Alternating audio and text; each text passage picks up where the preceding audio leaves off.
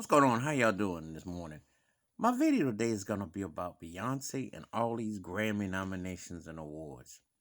So I was reading that she now has 79 career nominations. She's tied with Paul McCartney and her husband Jay-Z has 79. And then one behind Quincy Jones. And I'm thinking, what did she do to get all those nominations? Beyonce is what I call a great live performer, a marginal studio artist with um, a very, very good voice and a lot of charisma and personality. However, her songs, a lot of that stuff,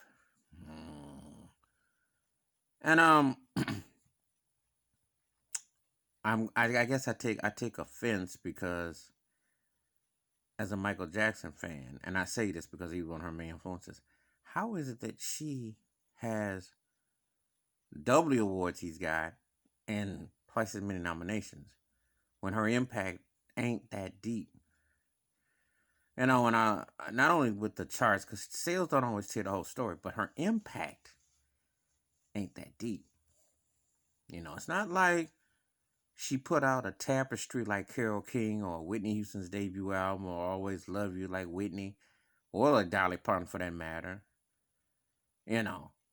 Or even really had a one album wonder like Lauryn Hill. Or had two back-to-back impactful albums like Mary J. Blige with What's the 4-in-1 in My Life. Excuse me. I mean, really. Or even Anita Baker type of situation.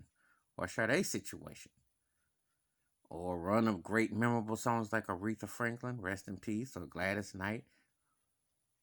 Or Donna Summers. And from the girl group thing and the solo, she ain't seeing Donna Ross. So I'm thinking, what are these songs and its magnitude that's generating all this exactly? Because I never have heard it. Beyonce's solo career is almost 20 years old. And she's been in the business almost 25. And I've understood some of the highs and stuff, but I ain't got it like this. This is what got something got to help me understand. How is it that she's got 79 Grammy nominations and 24, I think, Grammys or some crazy amount, and she's like about 4 or 5 from Quincy Jones and Stevie Wonder? She doesn't belong in the same sentence with them. And you can call me a hater all you want. Jay-Z doesn't either. Now, when they tie with Paul McCartney from the freaking Beatles, and Paul McCartney, one of the greatest songwriters ever, etc., I'm not buying it. When the Grammys, and they always been hokey and hilarious, but this here, with her with all them nominations, it just don't add up. Because I don't hear that greatness in her songs. I could probably tell you about, a handful of songs. And to me, she's been always over the top, overreaching. But all those awards and all them nominations, and they would have you think that she dominated.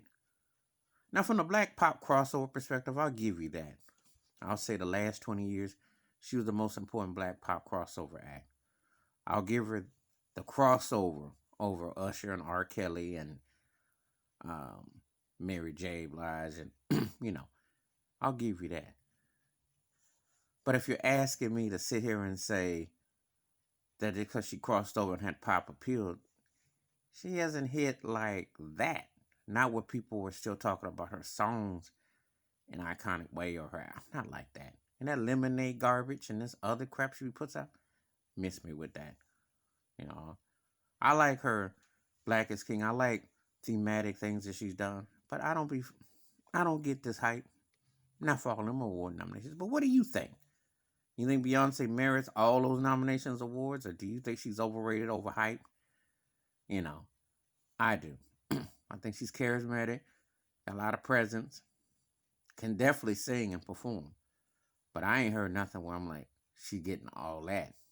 because it doesn't translate to me. But you give me your thoughts. Hit the like, subscribe. I welcome feedback on this. This is going to be an interesting topic. Wash your hands, keep your mind clear, watch out for one another. And just because everything they put out there in the press don't mean that it's actual and factual based on results. I'm out.